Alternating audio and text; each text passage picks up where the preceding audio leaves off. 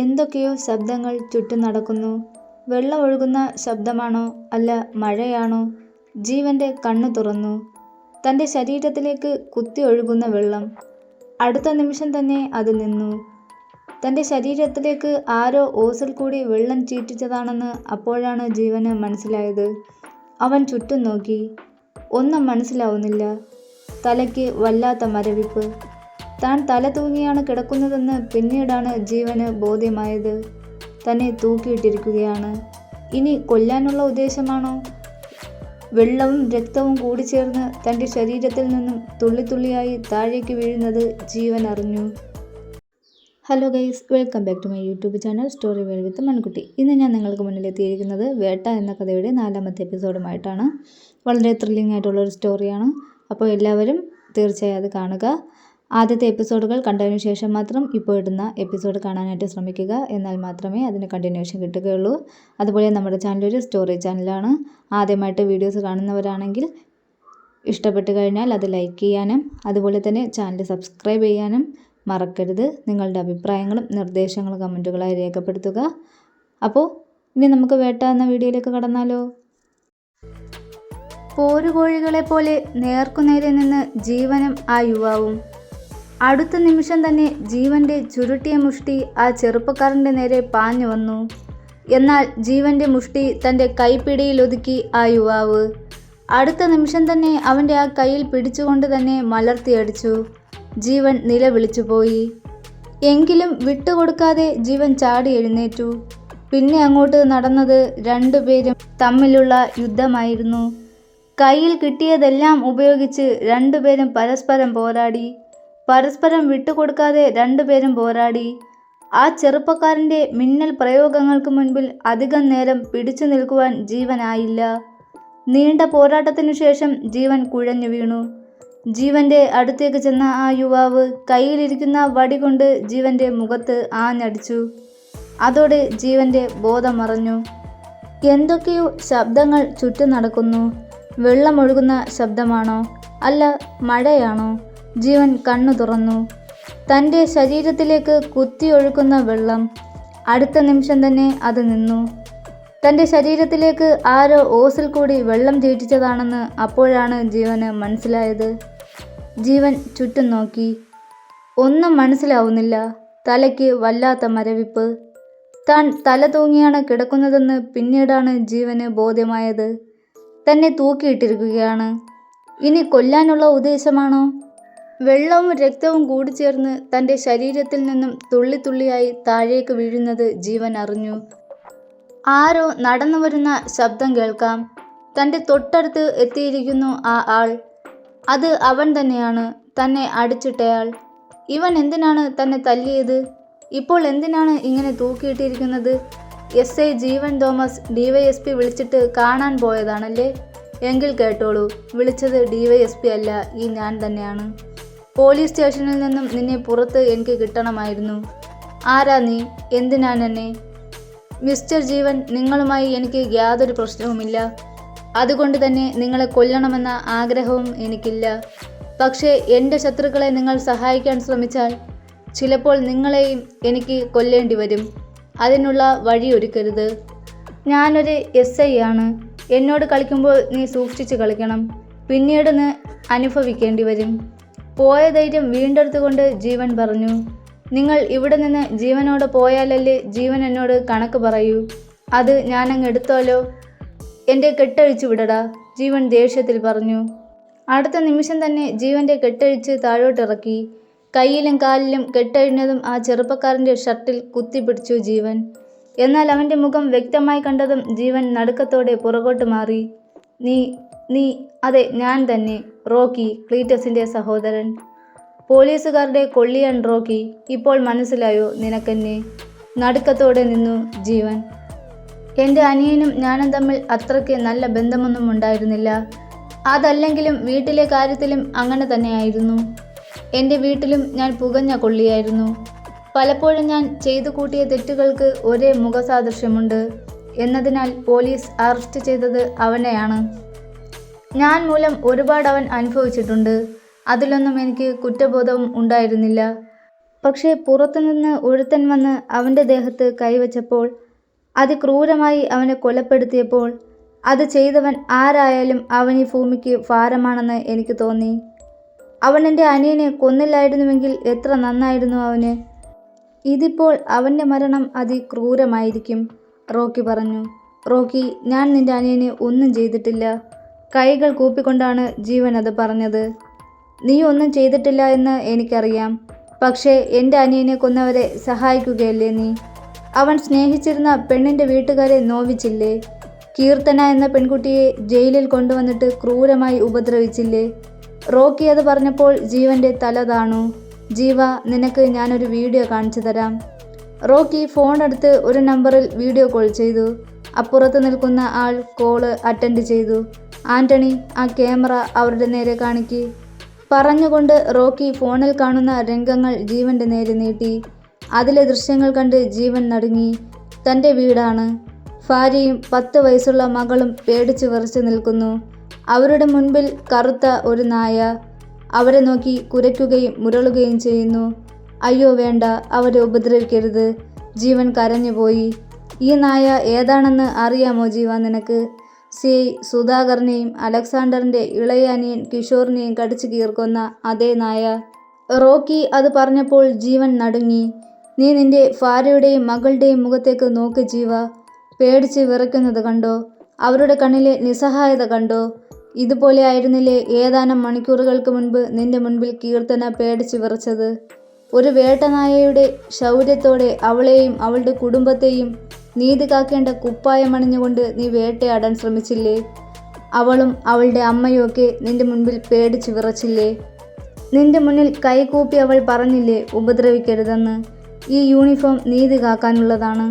അനീതിയുടെയും അക്രമത്തിൻ്റെയും ഇടയിൽ നിന്നും സാധാരണക്കാരെ രക്ഷിക്കാനുള്ളതാണ്. എന്നാൽ ആ കുപ്പായം അണിഞ്ഞുകൊണ്ട് അലക്സാണ്ടർ എന്ന ക്രിമിനലിൻ്റെ ഗുണ്ടയായി മാറി നീ. എനിക്കൊരു അബദ്ധം പറ്റിപ്പോയി റോക്കി. ഇനി ആവർത്തിക്കില്ല. എൻ്റെ കുടുംബത്തെ ഉപദ്രവിക്കരുത്. നീ പേടിക്കേണ്ട ജീവ. എൻ്റെ അനുവാദമില്ലാതെ അവൻ നിങ്ങളുടെ കുടുംബത്തെ ഉപദ്രവിക്കില്ല. റോക്കി, ഞാൻ എന്ത് വേണമെങ്കിലും ചെയ്യാം. അവരെ വെറുതെ വിടണം. കൈ കൂപ്പിക്കൊണ്ട് ജീവൻ പറഞ്ഞു. നീ ഈ യൂണിഫോം ഇട്ടുകൊണ്ട് എത്ര നേരമായി എൻ്റെ മുന്നിൽ കൈകൂപ്പി കഴിയുന്നത്? ഇത്ര നാളും നീ ചെയ്തു വെച്ചതിൻ്റെ ഗതികേടല്ലേ അത്? നീതിബോധത്തോടെ പ്രവർത്തിച്ചിരുന്ന ഒരു പോലീസുകാരനായിരുന്നു നീയെങ്കിൽ ഇതുപോലെ നിൽക്കേണ്ടി വരുമായിരുന്നു. റോക്കി അത് പറഞ്ഞപ്പോൾ ജീവൻ്റെ തല താണു. നിന്റെ ഭാര്യയെയും മകളെയും ഞാൻ വെറുതെ വിടാം. അതിനു മുൻപ് നീ കീർത്തനയെ വെറുതെ വിടണം. ഇനിമേലിൽ അവളെയോ അവളുടെ കുടുംബത്തെയോ ഉപദ്രവിക്കാനായി നീയോ നിന്റെ പോലീസോ ശ്രമിക്കരുത്. ഇല്ല, ഇനി അങ്ങനെയൊന്നും ഉണ്ടാവില്ല. ഉണ്ടായാൽ നായ കടിച്ചു കീർക്കുന്ന രീതിയിൽ നിന്റെ ഭാര്യയും മകളും തെരുവിൽ കിടക്കും. ഇല്ല, ഉണ്ടാവില്ല. അവരോടെന്നല്ല, ഇനി ഒരു പെണ്ണിനോട് നീ മോശമായി പെരുമാറരുത്. ഒരിക്കലും പെരുമാറില്ല. ശരി, എങ്കിലിപ്പോൾ നിന്റെ കുടുംബത്തെ ഞാൻ വെറുതെ വിടുന്നു. ഇപ്പോൾ തന്നെ കീർത്തനയെ നീ തന്നെ കൊണ്ടുപോയി അവളുടെ വീട്ടിലാക്കണം. അവളുടെയും അവളുടെ അമ്മയുടെയും കാല് തൊട്ട് നീ മാപ്പ് പറയണം. ഇനി ഇത് ആവർത്തിക്കില്ല എന്ന് പറയണം. പറയാം. റോക്കി ജീവൻ്റെ കവിളിൽ തട്ടി. എസ് ഐ ജീവൻ തോമസ്, ഇനിയുള്ള നിങ്ങളുടെ നിയന്ത്രണം എൻ്റെ കൈകളിലാണ്. അണുവിട നിങ്ങൾ തെറ്റിയാൽ പിന്നെ ഞാൻ പറയണ്ടല്ലോ. ജീവനെ റോക്കി സ്വതന്ത്രനാക്കി. പോലീസ് സ്റ്റേഷന് മുന്നിൽ ജീപ്പ് നിർത്തി ജീവൻ ചാടി ഇറങ്ങി സ്റ്റേഷനിലേക്ക് ഓടുകയായിരുന്നു. പുറത്തപ്പോഴും കീർത്തനയും മാഷും ഇരിപ്പുണ്ടായിരുന്നു. അവരുടെ മുന്നിലെത്തിയതും ജീവൻ 2 പേരുടെയും മുന്നിൽ കൈകൾ കൂപ്പി. ഞാൻ ചെയ്തതിനെല്ലാം ക്ഷമ ചോദിക്കുന്നു. വരൂ, ഞാൻ വീട്ടിൽ കൊണ്ടു ചെന്നാക്കാം. ജീവനത് പറഞ്ഞപ്പോൾ കീർത്തനയ്ക്ക് വിശ്വസിക്കാനായില്ല. നോക്കി നിൽക്കാതെ വരൂ, ഞാൻ വീട്ടിൽ കൊണ്ടുപോയാക്കാം. ജീവൻ ഡ്രൈവിംഗ് സീറ്റിൽ കയറിയിരുന്നു. ആശങ്കയോടെ ആണേലും മാഷും കീർത്തനയും ഒപ്പം കയറി. ജീപ്പ് പുറത്തേക്ക് പോയി. അകത്തിരുന്ന് നാരായണനും മറ്റും അത് കണ്ടു. എന്തു പറ്റി സാർ, അവരെയും കൊണ്ട് പോയല്ലോ? കോൺസ്റ്റബിൾ വത്സൻ പറഞ്ഞു. അതേതായാലും അവരുടെ നല്ലതിനായിരിക്കില്ല. ഒന്നുകിൽ അലക്സാണ്ടർ സാറിൻ്റെ മുന്നിലേക്ക് ഇട്ടുകൊടുക്കാൻ. അങ്ങനെയാണെങ്കിൽ നാളെ 2ൻ്റെയും ശവം നോക്കിയാൽ മതി. അതല്ല എങ്കിൽ DYSP ഇവരെ കൊണ്ടു ചെല്ലാൻ പറഞ്ഞിട്ട്. പുള്ളിയാണല്ലോ കേസ് അന്വേഷിക്കുന്നത്, നാരായണൻ പറഞ്ഞു. DYSP പറഞ്ഞിട്ടാണെങ്കിൽ കുഴപ്പമില്ല. മറിച്ച് അലക്സാണ്ടറിൻ്റെ അടുത്തേക്കെങ്ങാനുമാണെങ്കിൽ അവരുടെ കാര്യം പോക്ക. വനിതാ പോലീസ് ഗ്ലാഡിസ് പറഞ്ഞു. ജീപ്പ് വീടിന് മുന്നിൽ നിർത്തി. ജീവൻ ഇറങ്ങി. കീർത്തനയെ കാത്ത് രാധിക വേവലാതിയോടെ ഇരിപ്പുണ്ടായിരുന്നു. ജീവനെ കൂടി കണ്ടതോടെ അവർ ഭയന്നു. ജീവൻ അവരുടെ മുന്നിൽ തൊഴുതു നിന്നു. ഇന്നലെ ഞാൻ ചെയ്തതിന് ക്ഷമ ചോദിക്കുന്നു. ഇനി അങ്ങോട്ട് എന്നിൽ നിന്നും ഒരു ബുദ്ധിമുട്ടും നിങ്ങൾക്കുണ്ടാവില്ല. രാധികയുടെ മുന്നിലും കീർത്തനയുടെ മുന്നിലും മാറി മാറി അയാൾ കൈകൾ കൂപ്പി. ഒന്നും മനസ്സിലാവാതെ കീർത്തനയും രാധികയും പരസ്പരം നോക്കി. പുറത്തേക്കിറങ്ങിയ ജീവൻ ഒന്നുകൂടി തിരിഞ്ഞു നോക്കി. ഇനി എന്തെങ്കിലും പ്രശ്നങ്ങളുണ്ടായാൽ പറഞ്ഞാൽ മതി, ഞാൻ അന്വേഷിക്കാം. അത്രയും പറഞ്ഞ് അയാൾ ജീപ്പിൽ കയറി. പെട്ടെന്ന് അയാളുടെ ഫോൺ ബെല്ലടിച്ചു. റോക്കിയായിരുന്നു. കൊള്ളാം, ഇനി അങ്ങോട്ട് SI ജീവൻ ഇങ്ങനെയായിരിക്കണം. വീണ്ടും പഴയതുപോലെ അയാൾ. ബാക്കി ഞാൻ പറയണ്ടല്ലോ. ഇല്ല, ഇനി അങ്ങനെ ഉണ്ടാകില്ല, സത്യം, ജീവൻ ഉറപ്പ് കൊടുത്തു. ആ പോലീസ് ജീപ്പ് മുന്നിൽ നിന്ന് പോകുന്നത് നോക്കി കീർത്തനയും രാധികയും അമ്പരപ്പോടെ നിന്നു. ഏതാനും മണിക്കൂറുകൾക്കുള്ളിൽ എന്താണ് സംഭവിച്ചതെന്ന് അവർക്ക് മനസ്സിലായില്ല. കോളിംഗ് ബെൽ അടിക്കുന്ന ശബ്ദം കേട്ട് ദർശന വാതിൽ തുറന്നു. പുറത്ത് DYSP രാജീവ് കൃഷ്ണനും സംഘവുമായിരുന്നു. കൂട്ടിൽ കിടന്ന് നായകൾ കുരയ്ക്കുന്നുണ്ടായിരുന്നു. മഫ്തിയിലായതുകൊണ്ട് ദർശനയ്ക്ക് പോലീസാണെന്ന് മനസ്സിലായില്ല. ആരാ? സംശയത്തോടെ അവൾ തിരക്കി. രാജീവ് കൃഷ്ണൻ, DYSP ആണ്. അലക്സാണ്ടർ അകത്തുണ്ടോ? രാജീവ് കൃഷ്ണൻ തിരക്കി. ഇല്ല, ഏട്ടൻ പുറത്തെവിടെയോ പോയിരിക്കുകയാണ്, ദർശന പതർച്ചയോടെ പറഞ്ഞു. ആണുങ്ങൾ വേറെ ആരാ ഉള്ളത്? ഇച്ചായനുണ്ട്. ഇച്ചായനെന്ന് വെച്ചാൽ എൻ്റെ ഹസ്ബൻഡ്, അലക്സിൻ്റെ രണ്ടാമത്തെ അനിയൻ. ജെയിംസ് അല്ലേ? അതെ. ശരി, ഒന്ന് വിളിക്ക്.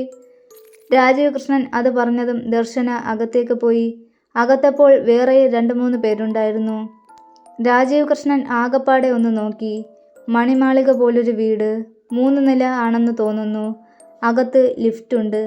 ശരിക്കും കൊട്ടാരം പോലെ. ഇതൊക്കെ നേരായ വഴിക്ക് ഉണ്ടാക്കിയതാണെന്ന് തോന്നുന്നില്ല. പുറകിൽ കാൽപ്പെരുമാറ്റം കേട്ട് രാജീവ് കൃഷ്ണൻ തിരിഞ്ഞു നോക്കി. ജെയിംസ് ആയിരുന്നു. ഞാനാ ജെയിംസ്. എന്തിനാ കാണണമെന്ന് പറഞ്ഞത്? നമുക്ക് കുറച്ച് അങ്ങോട്ട് മാറി നിന്ന് സംസാരിക്കാം. ഇവിടെ പ്രൈവസി ഇല്ല. രാജീവ് കൃഷ്ണൻ അതും പറഞ്ഞ് പുറത്തേക്കിറങ്ങി. തൊട്ടു പുറകിൽ ജെയിംസും. പുറത്ത് നല്ല കാറ്റുണ്ടായിരുന്നു. ഏക്കർ കണക്കിന് സ്ഥലമുണ്ട്. അതിൽ നിറച്ചു മരങ്ങൾ. മഹാഗണി, തേക്ക്, ആഞ്ഞിലി, പ്ലാവ് തുടങ്ങി പല ഇനം മരങ്ങൾ. ജെയിംസ് രാജീവ് കൃഷ്ണൻ്റെ തൊട്ടു പുറകിൽ വന്നു നിന്നു. ഈ സുധാകരനും നിങ്ങളുമൊക്കെ തമ്മിൽ നല്ല അടുപ്പമായിരുന്നു അല്ലേ? രാജീവ് കൃഷ്ണൻ ചോദിച്ചു. മനസ്സിലായില്ല. നിങ്ങളുടെ പല ബിസിനസ്സിലും സുധാകരൻ നിങ്ങളെ സഹായിച്ചിട്ടുണ്ട് എന്ന് വെച്ചാൽ അയാളുടെ യൂണിഫോമും പവറും ഉപയോഗിച്ചിട്ടുണ്ട് അല്ലേ? ജെയിംസിൻ്റെ മുഖത്തേക്ക് സൂക്ഷിച്ചു നോക്കിക്കൊണ്ടാണ് രാജീവ് കൃഷ്ണൻ അത് പറഞ്ഞത്. അങ്ങനെ ബിസിനസ്സിലായാലും എന്തിലായാലും മറ്റുള്ളവരുടെ സഹായം തേടുന്നവരല്ല കല്ലൂക്കാരൻ ഫാമിലി. സുധാകരൻ മാത്രമല്ല, മറ്റു പല ഉയർന്ന പോലീസുകാരും രാഷ്ട്രീയക്കാരും മന്ത്രിമാരും അടക്കം ധാരാളം പേർ ഇവിടെ വന്ന് കൈനീട്ടാറുണ്ട്. അവരെയൊക്കെ വേണ്ട വിധത്തിൽ സഹായിച്ചിട്ടുമുണ്ട് കല്ലൂക്കാരൻ ഫാമിലി, ജെയിംസ് പറഞ്ഞു. അങ്ങനെ പണം കൊടുത്ത് സഹായിച്ചിട്ടുണ്ടെങ്കിൽ അതിൻ്റെ നന്ദി അവർ കാണിച്ചിട്ടുണ്ടാവുമല്ലോ അല്ലേ? രാജീവ് കൃഷ്ണൻ്റെ ചോദ്യത്തിന് ജെയിംസ് മറുപടി പറഞ്ഞില്ല. CI സുധാകരനെ കൊന്ന അതേ ആൾ തന്നെയാണ് നിങ്ങളുടെ അനിയൻ കിഷോറിനെയും കൊന്നിരിക്കുന്നത്. ഈ 2 കൊലപാതകവും തമ്മിൽ നല്ല കണക്റ്റിംഗ് ഉണ്ട്. കൊലപാതകം നടന്നിരിക്കുന്ന രീതിയും മറ്റും നോക്കുമ്പോൾ അതുകൊണ്ടുള്ള കാര്യം ഞങ്ങളോട് തുറന്നു പറയണം. നിങ്ങൾക്കിപ്പോൾ എന്താണ് വേണ്ടത്? അതുതന്നെയാണ് ഞാൻ അല്പം മുമ്പ് പറഞ്ഞത്. നിങ്ങൾക്കറിയാവുന്ന കാര്യങ്ങൾ തുറന്നു പറഞ്ഞേ പറ്റൂ. സാധാരണ രീതിയിലുള്ള ഒരു സഹായമല്ല സുധാകരൻ നിങ്ങൾക്ക് ചെയ്തു തന്നിരിക്കുന്നത്. നിങ്ങൾ കൊടുത്തിരിക്കുന്ന ലക്ഷങ്ങൾക്ക് ഒരു നായയെപ്പോലെ അയാളിവിടെ പണിയെടുത്തിട്ടുണ്ട്. അതൊരു പക്ഷേ പല കുടുംബങ്ങളും തകർക്കുന്ന കാര്യത്തിലാവാം. നിങ്ങളെല്ലാവരും കൂടി ചേർന്ന് അങ്ങനെ വല്ല കുടുംബവും തകർത്തിട്ടുണ്ടെങ്കിൽ ആ തകർന്നു വീണ കുടുംബത്തിലെ തീപ്പൊരിയാണ് സുധാകരനെയും നിങ്ങളുടെ അനിയനെയും കൊലപ്പെടുത്തിയിരിക്കുന്നത്. അതിന് എനിക്ക് ഉത്തരം കിട്ടണം. സുധാകരന് നിങ്ങളും തമ്മിലുള്ള ബന്ധം എന്തായിരുന്നു? അയാളുടെ പോലീസ് യൂണിഫോമും പവറും നിങ്ങളുടെ ഗുണ്ടയാവാൻ ഉപയോഗിച്ചിട്ടുണ്ടോ? എനിക്കൊന്നും അറിയില്ല. ഞങ്ങളങ്ങനെ ഒരു കുടുംബവും തകർത്തിട്ടില്ല. എന്തെങ്കിലും ചോദിക്കണമെങ്കിൽ ചേട്ടനോട് ചോദിച്ചാൽ മതി. താല്പര്യമില്ലാത്ത മട്ടിൽ ജെയിംസ് പറഞ്ഞൊഴിഞ്ഞു. SI അരവിന്ദൻ്റെയും മകളുടെയും മരണത്തിന് പിന്നിൽ നിങ്ങളല്ലേ?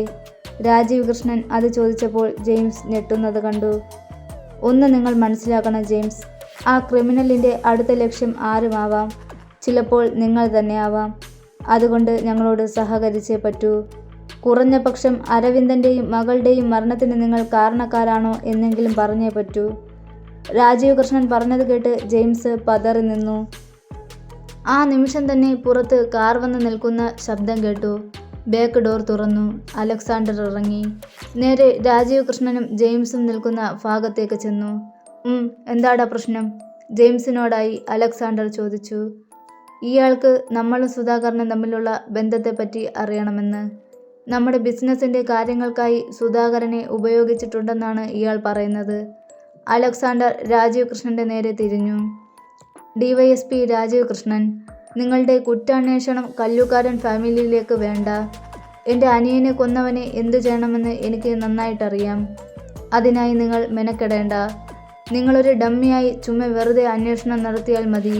പ്രതിയെ പിടിക്കാൻ പോകുന്നത് ഞാൻ തന്നെയായിരിക്കും, അലക്സാണ്ടർ പറഞ്ഞു. അങ്ങനെ നിയമം കയ്യിലെടുക്കാൻ ആർക്കും അനുവാദമില്ല. ഞാൻ അതിന് അനുവദിക്കില്ല, രാജീവ് കൃഷ്ണൻ പറഞ്ഞു. അതിന് നിന്റെ അനുവാദം എനിക്ക് വേണ്ട. എന്താണ് ചെയ്യേണ്ടത് എന്ന് വെച്ചാൽ ഞാൻ ചെയ്തിരിക്കും. നിങ്ങൾ കാര്യത്തിൻ്റെ സീരിയസ്നെസ് മനസ്സിലാക്കണം. അടുത്തത് നിങ്ങളുടെ അനിയൻ ജെയിംസ് ആയിരിക്കും മരിക്കാൻ പോകുന്നത്. അപ്പോൾ എന്തു ചെയ്യും? മിസ്റ്റർ രാജീവ് കൃഷ്ണൻ, ഒരിക്കൽ എൻ്റെ കുടുംബത്തിലേക്ക് അവൻ ഗോളടിച്ച് എന്ന് കരുതി എപ്പോഴും അടിക്കണമെന്നില്ല. ഇനി എൻ്റെ കുടുംബത്തിലുള്ളവരെ ചുരണ്ടാൻ അവൻ വരില്ല. അങ്ങനെ വന്നാൽ അവൻ്റെ ഇറച്ചി ഇവിടുത്തെ നായ്ക്കൾ തിന്നും. നിങ്ങൾക്ക് പോകാം, മുഖത്ത് നോക്കാതെ തീർത്ത് പറഞ്ഞു അലക്സാണ്ടർ. പിന്നെ അധികം സംസാരിക്കാതെ രാജീവ് കൃഷ്ണനും കൂട്ടരും പുറത്തേക്കിറങ്ങി. സർ, നമ്മുടെ നിഗമനം ശരിയാണ്. ഇവർ മുൻപ് ചെയ്തതിൻ്റെയൊക്കെ ഫലമാണ് ഇപ്പോൾ അനുഭവിക്കുന്നത്, ജോസഫ് പത്രോസ് രാജീവ് കൃഷ്ണനോട് പറഞ്ഞു. അതെനിക്ക് മനസ്സിലായി. പക്ഷെ അവർ ഒന്നും തുറന്നു പറയാൻ തയ്യാറല്ല. ഇനി അതങ്ങോട്ട് പറയുമെന്ന് തോന്നുന്നില്ല. പ്രതിയെ കണ്ടുപിടിച്ച് ക്രൂരമായി കൊന്ന് കണക്ക് തീർക്കാനാണ് ഇവരുടെ ഉദ്ദേശം. യഥാർത്ഥ പ്രതിയെ എല്ലാം നമ്മൾ തന്നെ കണ്ടുപിടിക്കേണ്ടി വരും. ഇവരുടെ കയ്യിൽ കിട്ടിയാൽ ഗുലുമാലാവും. പുറത്ത് പാർക്ക് ചെയ്തിരിക്കുന്ന കാറിൽ അവർ കയറി. ആ നിമിഷം തന്നെ ഫോൺ അടിച്ചു. SP അരുണിമ മോഹനാണ്. എത്രയും പെട്ടെന്ന് തന്നെ കാണണം. SP ഓഫീസിലേക്ക് വേഗം വാ. Okay madam. കാർ നേരെ SP ഓഫീസിലേക്ക് വിട്ടു. തുടർച്ചയായി ഫോൺ ബെല്ലടിക്കുന്നുണ്ട്. SI ജീവൻ ഫോൺ എടുത്തില്ല. അലക്സാണ്ടർ ആണ് വിളിക്കുന്നത്. കീർത്തനയെ ചോദ്യം ചെയ്തിട്ട് വല്ലതും കിട്ടിയോ എന്നറിയണം. നാരായണൻ കയറി വന്നു. സാറേ, ഫോൺ എടുക്കാത്തത് എന്താണ്?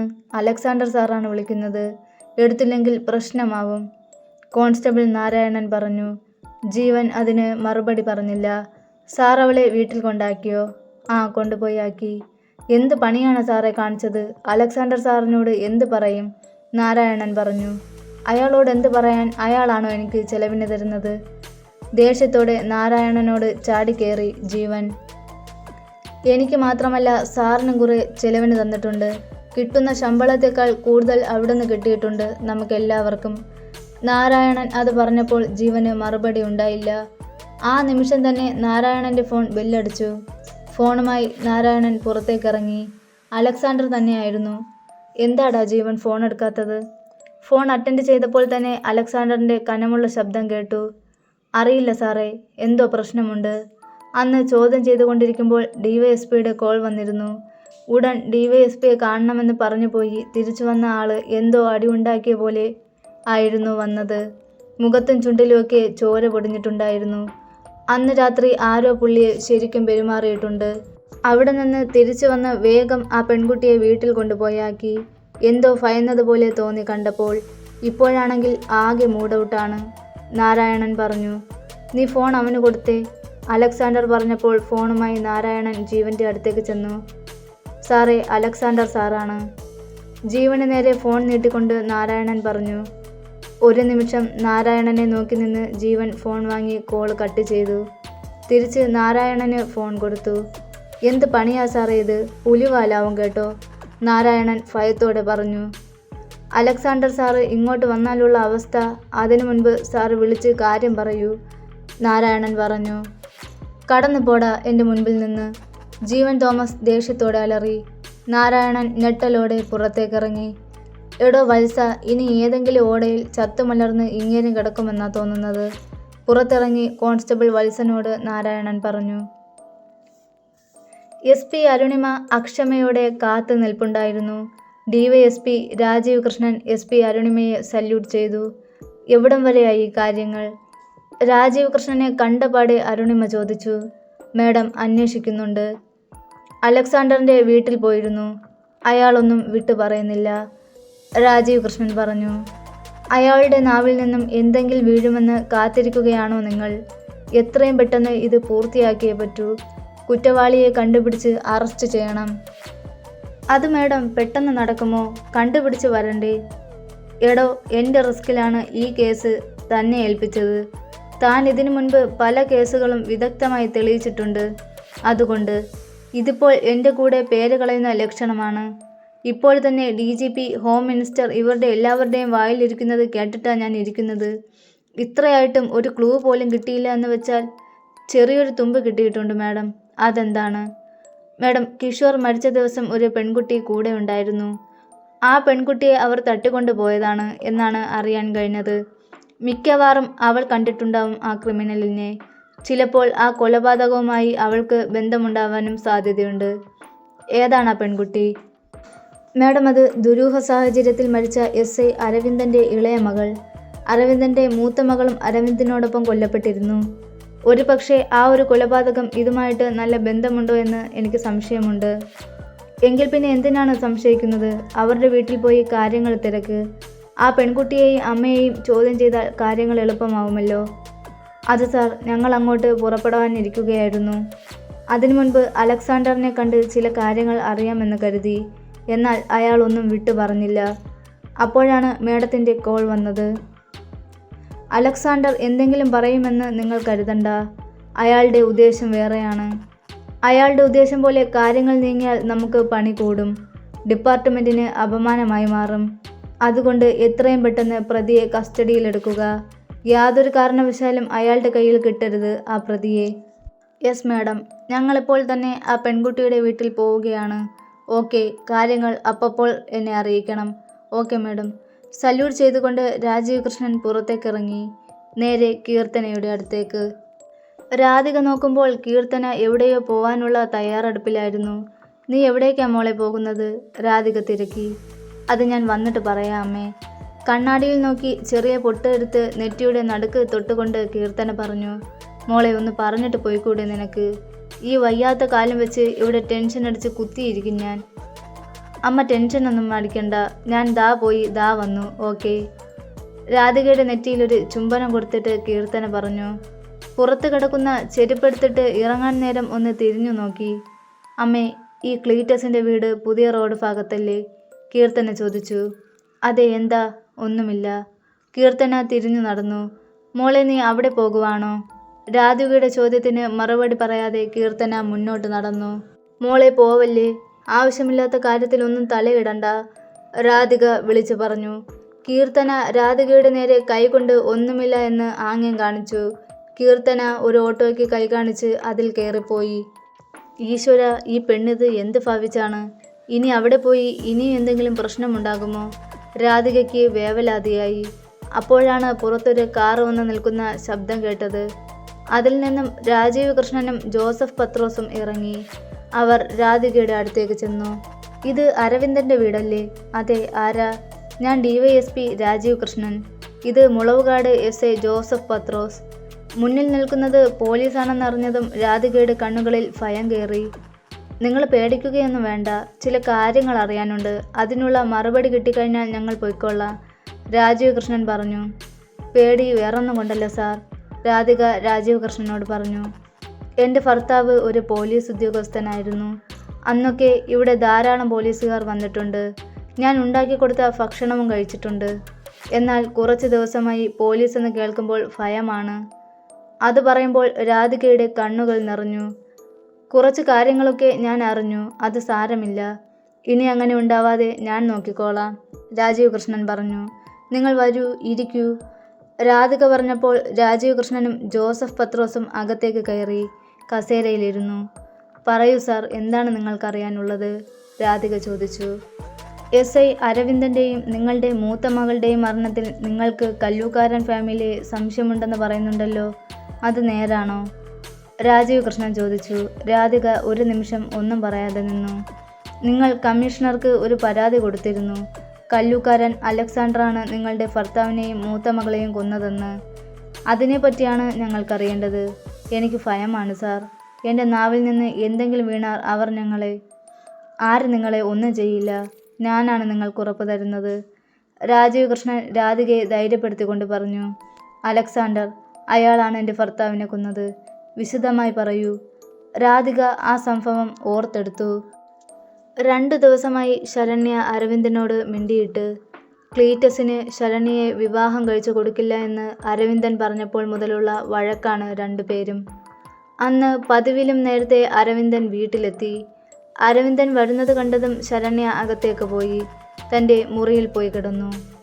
പതിവിലും വിപരീതമായി അരവിന്ദൻ ശരണ്യയുടെ മുറിയിലേക്ക് ചെന്നു. എന്നെ കണ്ടതുകൊണ്ടാണോ നീ ഇവിടെ വന്ന് കിടക്കുന്നത്? അകത്തേക്ക് ചെന്നതും അരവിന്ദൻ ചോദിച്ചു. ശരണ്യ മറുപടി പറഞ്ഞില്ല. ശരണ്യ നിന്നോടാണ് ചോദിച്ചത്. അച്ഛനത് മനസ്സിലായല്ലോ, പിന്നെന്തിനാ ചോദിക്കുന്നത്? മുഖത്ത് നോക്കാതെയാണ് അവളത് പറഞ്ഞത്. അരവിന്ദൻ കട്ടിലിൻ്റെ ഒരരികിലിരുന്നു. ഞാൻ ക്ലീറ്റസിനെ പറ്റി അന്വേഷിച്ചിരുന്നു. കുഴപ്പമില്ല, എല്ലാം എൻ്റെ തെറ്റിദ്ധാരണയായിരുന്നു. അവനൊരു സഹോദരനുണ്ട്. അവനാണ് ക്രിമിനൽ സ്വഭാവമുള്ളത്. 2 പേരും ഒരേ മുഖച്ഛായ ആയതുകൊണ്ട് ഞാൻ തെറ്റിദ്ധരിച്ചതാണ്. അരവിന്ദൻ അത് പറഞ്ഞപ്പോൾ പ്രതീക്ഷയോടെ ശരണ്യ തിരിഞ്ഞു നോക്കി. നിന്റെ ആഗ്രഹം എന്തെങ്കിലും അച്ഛൻ സാധിച്ചു തരാതിരുന്നിട്ടുണ്ടോ? ഇനിയെങ്കിലും അച്ഛനുള്ള ദേഷ്യം മാറ്റ്. ശരണ്യ സന്തോഷത്തോടെ ചാടി എഴുന്നേറ്റ് അരവിന്ദനെ കെട്ടിപ്പിടിച്ചു. 2 ദിവസം കഴിഞ്ഞപ്പോൾ ക്ലീറ്റസിനെ വിളിപ്പിച്ചു. അരവിന്ദൻ അവനെപ്പറ്റി എല്ലാം ചോദിച്ച് മനസ്സിലാക്കി. അരവിന്ദൻ്റെ ചോദ്യത്തിന് കൃത്യമായ ഉത്തരം തന്നെ ക്ലീറ്റസ് നൽകി. അവൻ എല്ലാവരെയും പരിചയപ്പെട്ടു. അവന് സ്വന്തമായി ഒരു ജോലി ഉണ്ടായിരുന്നില്ല. പലയിടത്തും ജോലിക്ക് കയറിയതാണ്. പക്ഷേ സഹോദരൻ റോക്കിയുടെ പല കേസിലും അറിയാതെയാണെങ്കിലും ഇവനെയാണ് പോലീസ് അറസ്റ്റ് ചെയ്തിരുന്നത്. ആ ഒരു കാര്യം കൊണ്ട് തന്നെ കിട്ടുന്ന ജോലിയൊക്കെ നഷ്ടപ്പെട്ടു. നല്ല സ്വഭാവമായിരുന്നു അവൻ്റേത്, പെട്ടെന്ന് ഇണങ്ങുന്ന സ്വഭാവം. അല്പസമയം കൊണ്ട് തന്നെ അരവിന്ദന് അവനെ കാര്യമായി. ഒരു ദിവസം അതിരാവിലെ ഫോൺ ബെല്ലടിക്കുന്ന ശബ്ദം കേട്ട് അരവിന്ദൻ ഞെട്ടി എഴുന്നേറ്റു. സമയം രാവിലെ 5 മണി കഴിഞ്ഞതേ ഉള്ളൂ. ഫോണിൽ കൂടി പറഞ്ഞ കാര്യങ്ങൾ കേട്ട് അരവിന്ദൻ ചാടി എഴുന്നേറ്റു. അടുത്ത നിമിഷം തന്നെ യൂണിഫോം ധരിച്ചു. എങ്ങോട്ടാ ചേട്ടാ? ഞാൻ ചോദിച്ചു. പക്ഷെ മറുപടി പറയാൻ സമയമുണ്ടായില്ല. അദ്ദേഹം ജീപ്പിൽ കയറിപ്പോയി. നോർത്ത് പാലത്തിൻ്റെ അടുത്തുള്ള ഒരു സൈഡിൽ 3-4 പേർ കൂടി നിൽക്കുന്നു. ജീപ്പ് ഒതുക്കി നിർത്തി അരവിന്ദൻ ഇറങ്ങി. അവരുടെ ഇടയിലേക്ക് നടന്നു ചെന്നു. പോലീസിനെ കണ്ടതും അവരൊരു സൈഡ് ഒതുങ്ങി നിന്നു. ജീവനില്ലാതെ കിടക്കുന്ന ഒരു മനുഷ്യരൂപം. അതൊരു പെൺകുട്ടിയാണ്. പൂർണ്ണ നഗ്ന ആയതുകൊണ്ട് ഒരു തുണി കൊണ്ട് മൂടിയിരിക്കുന്നു. അരവിന്ദൻ അടുത്ത് ചെന്ന് മുഖത്തേക്ക് നോക്കി. പരിചയമില്ലാത്ത മുഖം. ചുണ്ട് കടികൊണ്ട് മുറിഞ്ഞിട്ടുണ്ട്. വലത് കവിളത്ത് കൈവിരൽ അടയാളം. ആരോ കൈവലിച്ച് അടിച്ചതാണ്. കൂടാതെ നഖത്തിൻ്റെയും പല്ലിൻ്റെയും പാടുകൾ. ഒരു കോൺസ്റ്റബിൾ വന്ന് തുണി മാറ്റി.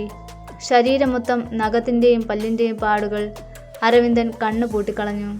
തുണി മൂടാൻ കൈകൊണ്ട് ആംഗ്യം കാണിച്ചു. ആ കോൺസ്റ്റബിൾ വേഗം തുണിയിട്ട് മൂടി.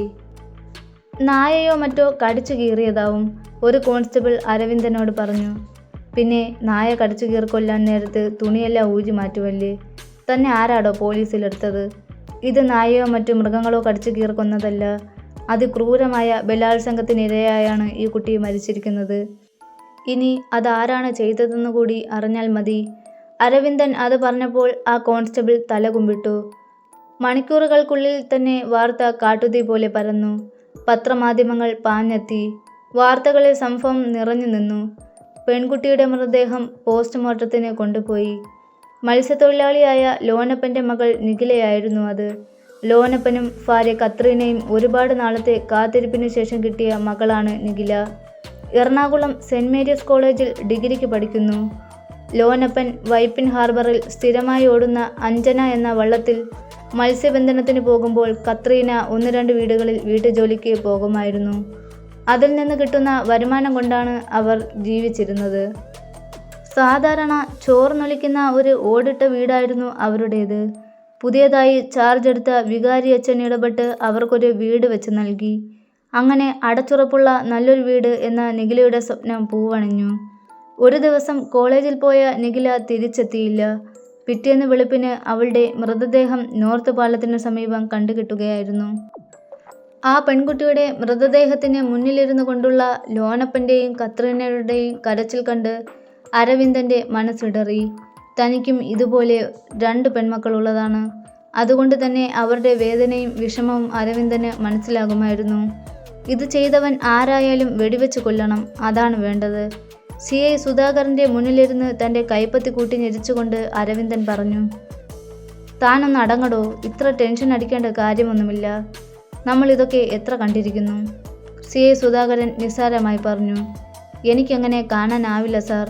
ആറ്റുനോറ്റ് വളർത്തിയ മകൾ ഇങ്ങനെ ക്രൂരമായി. ഹോ, താനിതങ്ങനെ അപ്സെറ്റ് ആവില്ലേ? എൻ്റെ ബലമായ സംശയം ഇതിൻ്റെ എല്ലാം പിന്നിൽ വല്ല ബംഗാളികളോ ആയിരിക്കും എന്നാണ്.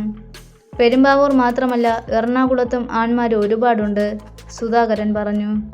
അത് നമുക്ക് അന്വേഷിച്ചിട്ട് തീരുമാനിക്കാം. അധികം വൈകാതെ പോസ്റ്റ്മോർട്ടം റിപ്പോർട്ട് കിട്ടി. അതിൽ കൊടുത്തിരിക്കുന്നത് കണ്ടതും SI അരവിന്ദൻ ഞെട്ടി. വേട്ട എന്ന ക്രൈം ത്രില്ലർ നോവലിൻ്റെ 4ാം എപ്പിസോഡ് ഇവിടെ അവസാനിച്ചിരിക്കുന്നു. ഈ എപ്പിസോഡ് കാണുന്നതിന് മുന്നേ മറ്റ് 3 എപ്പിസോഡുകളും കണ്ടിട്ട് ഇത് കാണാനിരിക്കുക. എന്നാൽ മാത്രമേ ഒരു കണ്ടിന്യൂറ്റി കിട്ടുകയുള്ളൂ. അപ്പോൾ നമ്മുടെ ചാനൽ ആദ്യമായിട്ട് കാണുന്നവരാണെങ്കിൽ വീഡിയോസ് എല്ലാം ഒന്ന് കയറി കാണേണ്ടതാണ്.